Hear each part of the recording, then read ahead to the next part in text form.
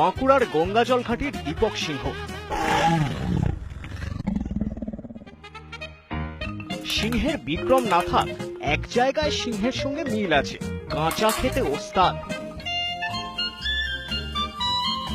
তা তাঁর কাঁচা খাওয়ার নমুনা দেখালেন ইটিভি নিউজ বাংলাকে। শুরুটা হলো কলাটা মূলোটা দিয়ে। এও না হয় হলো, এবার আমিষে আসা যাক। কাঁচা কাঁচা মাছ আর কাঁচা মাংস,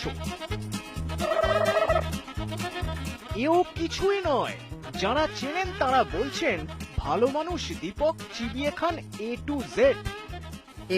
খেতে পারে কাঁচা। তা তার সে A to Z খাওয়ার ছবি দেখার আগে শুনুন কিভাবে শুরু হলো দীপকের কাঁচা খাওয়া।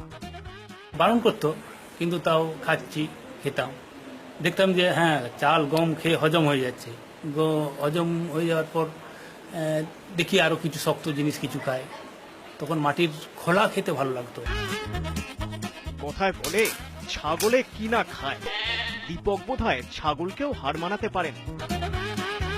নারকোলের মালা, পেন, চিনে মাটির কাপ, এক কামড়ের সাবান।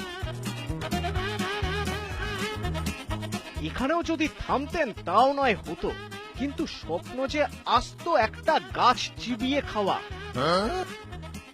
গাছ খেয়ে গিনেস বুক অফ রেকর্ডস এর নাম তুলতে চান দীপক।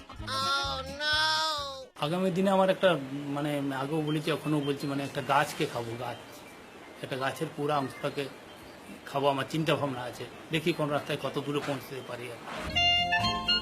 পাড়াপড়শি সবাই বলছেন পারবেন, দীপক একদিন ঠিক পারবেন, নাম তুলবেন গিনেসে, আস্ত গাছ চিবিয়ে।